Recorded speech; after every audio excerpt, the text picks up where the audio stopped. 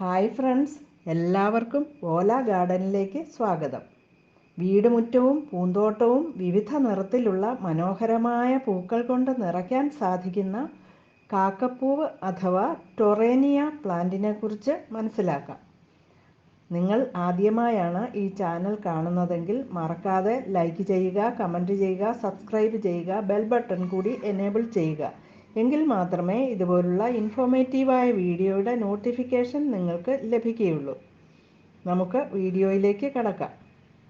കാക്കപ്പൂവ് അഥവാ ടൊറേനിയ ചെടി വളർത്തുന്നതിന് മുമ്പ് ഈ ചെടിയെപ്പറ്റി പ്രധാന 10 കാര്യങ്ങൾ അറിഞ്ഞിരിക്കണം.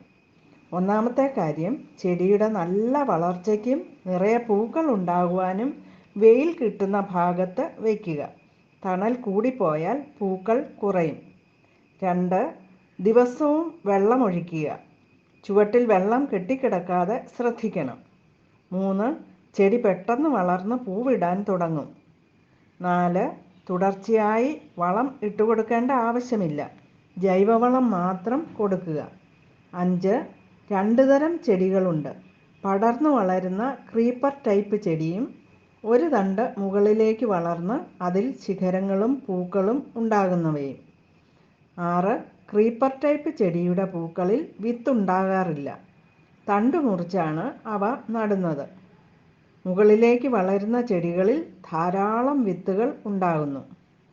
തലക്കം മുറിച്ച് നട്ടും പ്രൊപ്പഗേറ്റ് ചെയ്യാം. 7. ഈ ചെടി വളരുന്നതിന് അധികം മണ്ണിൻ്റെ ആവശ്യമില്ല. സിമൻറ്റ് തറയുടെ മുകളിലുള്ള നനവുള്ള പായലുകളുടെ മുകളിൽ പോലും നന്നായി വളർന്ന് പൂവിടും. 8.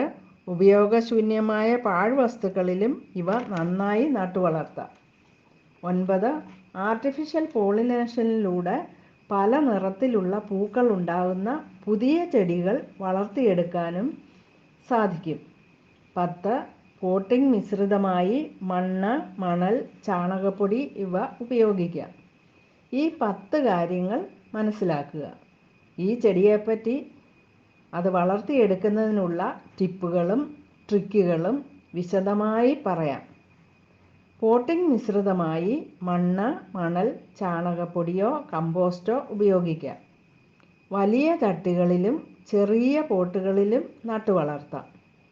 ഒരു പോട്ടിൽ 3-4 ചെടികൾ വെച്ചാൽ നല്ല തിക്കായി പൂക്കൾ ഉണ്ടാകും. നല്ല ഭംഗിയുമായിരിക്കും. മുകളിലേക്ക് വളരുന്ന ചെടിയുടെ ലൈഫ് സ്പാൻ 3-4 മാസമാണ്.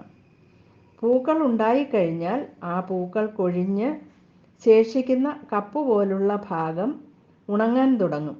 ഇതിൽ 100 കണക്കിന് വളരെ ചെറിയ വിത്തുകൾ ഉണ്ടാകുന്നു. ഈ വിത്തുകൾ ശേഖരിച്ച് പാകി പുതിയ തൈകൾ വളർത്തിയെടുക്കാം. ഇതിനുള്ളിൽ ചെറിയ വിത്തുകൾ നമുക്ക് കാണാം. ഉണങ്ങിയ ഈ ഭാഗം തനിയെ പൊട്ടി കാറ്റിൽ പറന്നും മണ്ണിൽ വീണ് തനിയെ മുളച്ചു വരും. 2 നിറത്തിലുള്ള പൂക്കൾ ഉണ്ടാകുന്ന ചെടികളിലെ പൂക്കൾ തമ്മിൽ പരാഗണം നടത്തിയാൽ വിത്തിൽ നിന്ന് പുതിയ നിറത്തിലുള്ള പൂക്കൾ ഉണ്ടാകുന്ന ചെടികൾ വളർത്തിയെടുക്കാം. പൂക്കൾ വിരിഞ്ഞ് തീരാറാവുമ്പോൾ ആ തണ്ട് മുറിച്ച് കളയുക. ഇങ്ങനെ പ്രൂൺ ചെയ്താൽ ധാരാളം പുതിയ ശിഖരങ്ങൾ ഉണ്ടാകുകയും പൂക്കൾ തിങ്ങി നിറയുകയും ചെയ്യും. ശിഖരങ്ങളിൽ വളരെ വേഗത്തിൽ വേര് പിടിക്കുന്നതിനാൽ തണ്ട് മുറിച്ച് വെച്ചും തൈകൾ ഉണ്ടാക്കാം. അടുത്തത് ക്രീപ്പർ ടൈപ്പിലുള്ള കാക്കപ്പൂച്ചെടി നോക്കാം. ഇതിൻ്റെ പൂക്കൾക്കും ചെറിയ വ്യത്യാസമുണ്ട്. ഈ ചെടി ഉപയോഗശൂന്യമായി കളഞ്ഞ വെള്ളം ഒഴുക്കാൻ ഉപയോഗിച്ച പാത്തിക്കുള്ളിലാണ് വെച്ചിരിക്കുന്നത്. ഇത് ഹാങ് ചെയ്ത് വളരുന്നതും ആണ്. ഈ ചെടിയും നമുക്ക് പ്രൂൺ ചെയ്യാം.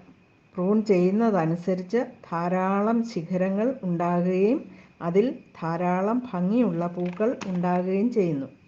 ഈ ചെടിയുടെ ലൈഫ് സ്പാൻ 1-2 വർഷമാണ്. ഇത് ചെടിച്ചട്ടിയിൽ വെച്ചിരിക്കുന്ന ക്രീപ്പർ കാക്കപ്പൂച്ചെടിയാണ്. ഇത് നിരപ്പായ മണ്ണിൽ പടർത്തിവിടാനും അനുയോജ്യമാണ്. പൂക്കൾ മാത്രമായി മുകളിലേക്ക് വളർന്നു നിൽക്കുന്ന ഈ ചെടി കണ്ടാൽ എത്ര ഭംഗിയാ. ക്രീപ്പർ ടൈപ്പ് ചെടിയിൽ വിത്തുകൾ ഉണ്ടാകാറില്ല. അതുകൊണ്ട് വേരുള്ള തണ്ടുകൾ മുറിച്ചെടുത്തും പ്രൂൺ ചെയ്ത തലപ്പുകളും നട്ടുവളർത്താം. ചിരട്ടയിലും കുപ്പിയിലും കവറുകളിലും നമ്മുടെ ഭാവനയ്ക്കനുസരിച്ച് ഈ ചെടിയെ വളർത്തിയെടുക്കാം. രോഗകീടങ്ങളുടെ ആക്രമണം വളരെ കുറവുള്ള ചെടിയാണ് ഇത്. അതുകൊണ്ട് തന്നെ കീടനാശിനികളുടെ ആവശ്യം വരുന്നില്ല. ഒരു ചെലവുമില്ലാതെ വളരെ പെട്ടെന്ന് വളരുകയും പൂവിടുകയും ചെയ്യുന്ന ഈ ചെടി നിങ്ങളും വീട്ടുമുറ്റത്ത് വളർത്തുക. പൂന്തോട്ടം പൂക്കളാൽ നിറയ്ക്കുക. അപ്പോൾ പുതിയ മറ്റൊരു ചെടിയുടെ വീഡിയോയുമായി നമുക്ക് വീണ്ടും കാണാം. Okay, bye.